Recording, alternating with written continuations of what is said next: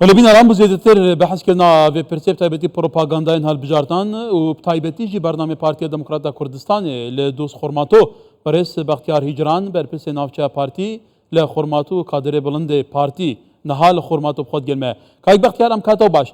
خود دزانی دوست خورماتو دوچاری زور کشی جدی بتوا اوی که زور زغ بوا لچارچوی 16 اکتبر خلکی خورماتو درکراون در بدرکراون خانو مالیان حتی دکانیان سوتین راو یعنی روشه که زور خراب بسر خلکی او ناوچه هاتوه که واتا لچارچوی هل بجاردنی انجمنی پارێزگا کات ئێوە وەکو پارتی بەردەمەتان چییە بۆ ئەو ناوچەیە؟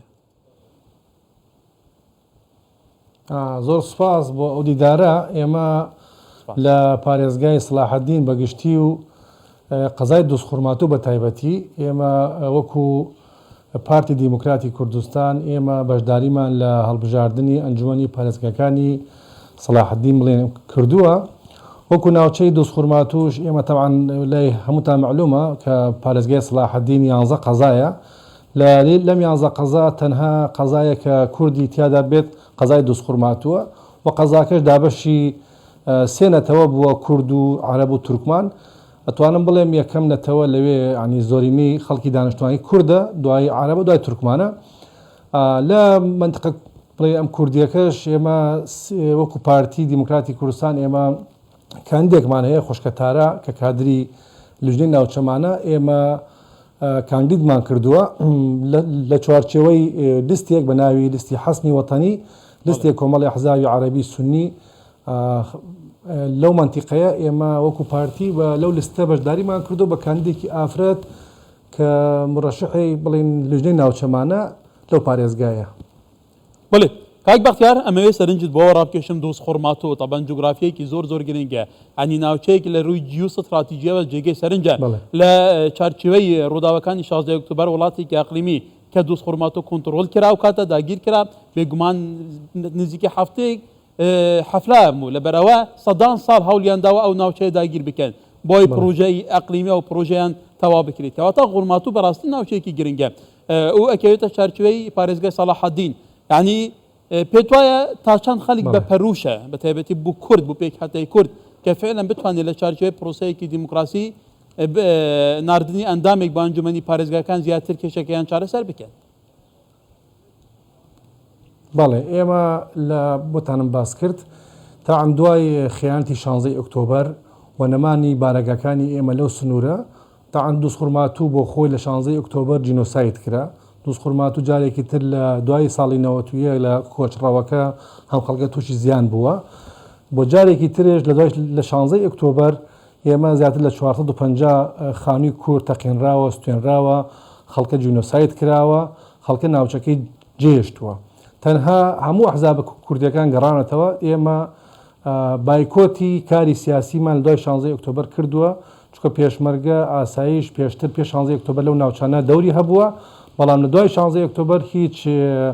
چۆڵی ئەو منتیقانە بەدەست حەشدی شەعبی میلیشیاکانەوە سەیتەرەیان کردووە و زۆر خەڵکی ئێمە زەرەمەند بووە ئەتوانم ئێستا بڵێم زیاتر لە 400 ماڵی کوردی دۆست خورماتوو کە زیاتر ئەندام و دۆست و لایەنگران و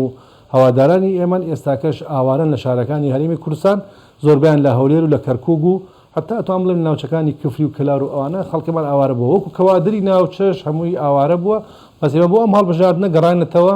ئۆفیسێکمان داناوە بۆ بانگەشە و خەڵکێکی زۆر کورد ئەتوانم بڵێم زیاتر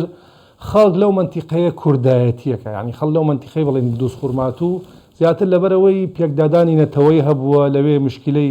نەتەوەی هەیە مەسەڵەن بینی کورد و عەرەب و تورکمان و ئەوانە ئێستاکە خەڵکێکی زۆر ئێمە کە گەڕانێتەوە بە دڵخۆشیەوە ڕۆژانە ئەتوانم بڵێم وەکو کەرنەڤاڵ وایە ئێمە ئۆفیسێکمان کردو بۆ بەناوی مڕەشەحەوە بۆ مەسەلەی هەڵبژاردن وەکو کەرنەڤاڵ وایە ئەتوانم بڵێم ڕۆژی زیاتر لە 200 کەس سەردانی ئێمە ئەکاوە خەڵکیش هەیە بێلایەنە یعنی خەڵکی لە ئەحزابەکانی تر من ڕێزم بۆ هەموو ئەحزابەکە سیاسەکانی ئەو منتیقەیە هەیە خەڵکی لە لایەنەکانی تر هەمویان دێن ڕۆژانە پەیدا پەیوەندیەکەن ڕێزەکانی ئێمەوە و بەڵێنیان داوە کە دەنگ بە مڕەشەحەکەی ئێمە بدەن بۆ ئەوەی بتوانین چونکە لە ڕابردوو لای خەڵکی سنوورەکە لای خەڵکی کوردستان شاراوە نییە کە پارتی لە هەر جێگای بوێ مەسەڵەن تۆ ئەگەر سێری دەستوری نووسنیت دەستور بکەی ساڵ 2005 ینی پارتی حتا لە فراکسیۆنەکانی پەرلەمان ئەو فراکسیۆنەکانی پارتی تەنها بریتی نەبوو لە کورد و مسلمان یعنی فراکسیۆنی پارتی سنی بڵێن شیعی مەسیحی هەموو پێکاتەکانی لە خۆ گرتووە ئەگەر سێر بکەی ئەو خەڵکانە مافەکانیان کاتێ پارێزراوە گەسەی هەولێر دووەک بکەی لەوێ خەڵک مافی باشتر پارێزراوە خەڵک حەزەکات بۆ ئەوەی دەنگدا بەکاندەکەی ئێمە بۆ ئەوەی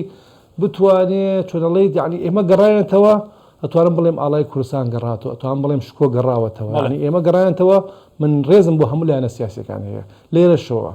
ڕێزمان بۆیان هەیە ئێمە کوردایەتێکن پەیامی ئەم پەیامی ئاشتی برایەتی پێکەوە ژیانە بەڵام کە ئێمە گەڕایەتەوە